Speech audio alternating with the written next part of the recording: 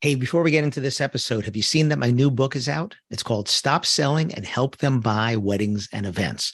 And it's a book that you helped me write because you would ask me at a conference, which of your books has what you just spoke about on stage? And if it wasn't in any of my books, I'd say it's in the next one. Well, here it is. Here's the next one. How to respond to reviews. What if you don't like doing sales? The 3 questions to ask every prospect, or they can't ask for what they don't know exists. These are just some of the chapters in there. And the beauty is you don't have to read it front to back. You can jump around to any chapter, kind of like my other book, Wit, Wisdom, and the Business of Weddings, where you can jump to any chapter because they're not necessarily connected to one another. And if you want to get free shipping on a paperback copy, go to shopalanberg.com and use the coupon code podcast. That's shopalanberg.com. Use the coupon code podcast. Get free shipping on me. Otherwise, it's on Audible. It's on Kindle. And if you go to podcast.allenberg.com, the links are all there as well. Thanks.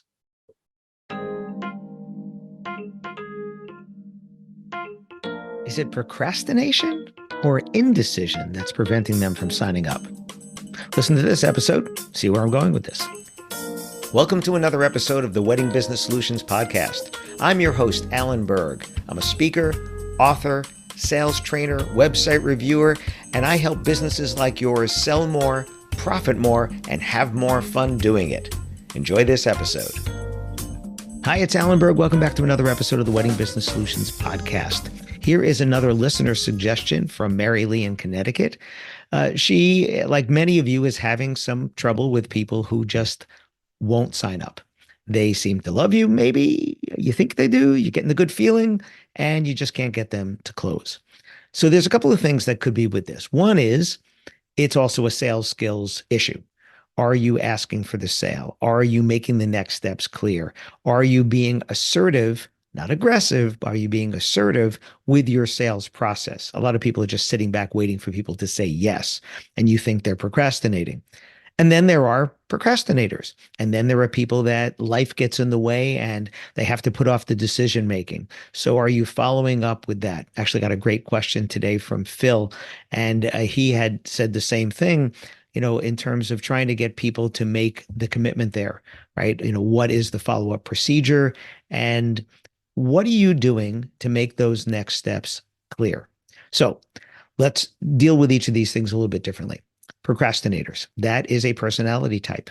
We probably all know people like that. I'm sure we all know people like that. Some of us might look in the mirror and find someone just like that.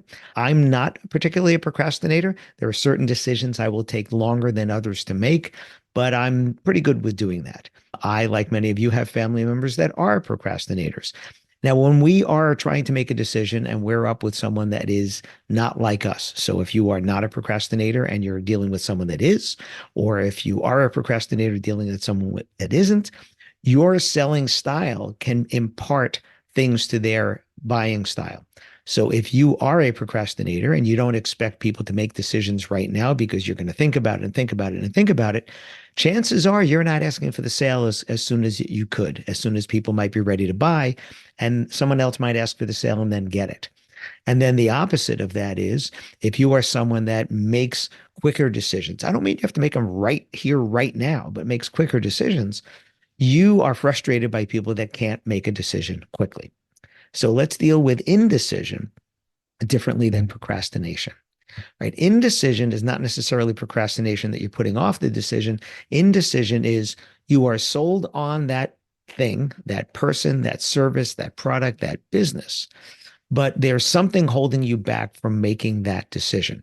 I know I've mentioned this already, and you know that I like to reference different books that I read or listen to in my case because they're audiobooks. The Jolt Effect, J-O-L-T Effect by Matthew Dixon and other people.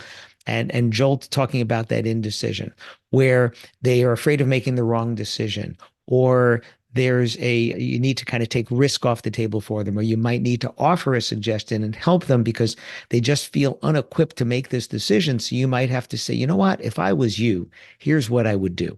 And not necessarily try to sell them up to the top thing, maybe even sell them to something a little bit lower that you can upsell later to get the date confirmed. I had also something similar, an email that came in today, a friend of mine, Chuck in Philadelphia, and he had someone that had come back and said, we got a lower price from somebody else. Well, what's the indecision here? The indecision here is, I like your services, I like your results, I like their price. So he was going to go back and try to resell them. And what I suggested is you don't need to resell them. They're sold. That's why they came back to you and said, we want to buy from you. Can you match their price? Which I know I've addressed on another podcast. But if you haven't heard that one, let me just touch it here. The fact that they're asking you to match their price or lower your price is a huge buying signal. It's a huge buying signal because they want your results. They like their price. They want your results, and they are entitled to ask. In this particular case, it was a popular month and a popular day, and Chuck knows that he can sell that to somebody else. So there's no reason to lower the price when you know you can rebook that date to someone else. So instead of trying to resell, and he had this long email with all these things trying to resell them on the value, they already know the value. They know the value. That's why they're saying they want to buy from you, but it's somebody else's price.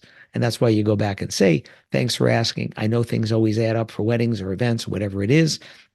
It's clear that from the results that you've seen in our reviews, and in this case, it was even a referral from someone, right, that you want the kind of results that you know we can do. It's easy to find a lower price. It's not easy to find these kinds of results. So the decision comes down to, do you want to pay the lower price, or do you want to get the kind of results you know we can do for you and your guests? Should we get that reserved and get moving forward? Right? So was that indecision? Not really. See, I don't think it was indecision. I think they really wanted you, and that's why they're coming back. True indecision, when you try to resell them, and again, in this book, The Jolt Effect, you're trying to resell someone who's already sold. And in this case with Chuck, they were already sold again. So you don't need to resell them. You need to, again, point out what's important. Now, true indecision is they want you. It's not necessarily a price thing. They're not trying to negotiate your price. They just won't pull the trigger. So you have to find out where the indecision is coming from. You have to try to get to the root of that. And again, maybe, again, in terms of this jolt effect, offer a suggestion. If I was you, here's what I would do. Or also pointing out the other things that will be affected by not making this decision. For instance, until you have a date, let's say you're the venue or the caterer, until you have a date, or in the case of the church, right, until you have a date, nothing else can happen. No one can tell you if they're available. Until you have a date, if the caterer is separate from the venue, the caterer can't tell you if they're available. The photographer, the videographer, the music, everybody. I mean, certain things are not as affected. Everybody has limited bandwidth. So invitations and dresses and things like that, that they don't have to be there on your day. They're not necessarily affected as much. But every one of those businesses has a limited bandwidth for the number of customers they can handle. So your officiant can't tell you that they're available. Your florist can't tell you that they're available. Decor, and you go down the line, your transportation, nobody until you have the date. So if you point out, listen, I know that you're agonizing over this. You understand that the average wedding has 12 to 14 different services. And until you have that date, most of them can't tell you if they're available. So whether it's us or someone else, the sooner you make that, the sooner you'll be able to move on to those other decisions and get the quality results that you want from those other quality businesses. Would you like to get your date reserved now? So procrastination is just people that just put off decisions. That's a little bit different than indecision, although there could be a crossover there. People that tend to do this a lot in terms of indecision could be that same procrastination camp.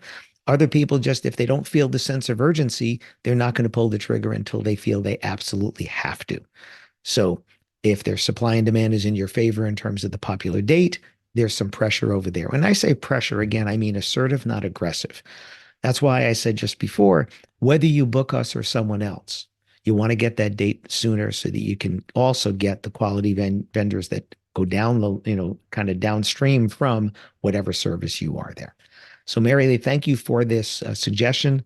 Indecision or procrastination, it's kind of a very, very close there. I would say that there are some times where procrastinators, again, it might not be indecision, but indecision, you have to figure out what is it that's stopping them from pulling the trigger. If you can take risk off the table. I know some of you will hold a date for 3 days or 7 days. I don't like to hold it for a long time. Actually, I don't like to hold it at all unless they give you a deposit. But there could be a way of taking risk off the table. Some businesses do have money back guarantees. I know in our industry, it's not that often, but some of them do. So that's another way of taking risk off the table. But, procrastinators sometimes just need a little bit of a understanding of what that sense of urgency is so that they're feeling it, so that they'll make a decision and move on to the next decision that they will probably procrastinate also. Thanks for listening. Thanks for listening to this episode of the Wedding Business Solutions podcast. If you liked it, please subscribe to this channel and post a review on your chosen platform, Apple Podcasts or whichever one. If you have any questions about anything in this episode or any of my episodes, email me directly at alan@weddingbusinesssolutions.com or visit my website, alanberg.com, alanberg.com. If you have any suggestions for future topics or guests that you'd like to see, please again, email me or visit my website. Thanks for listening.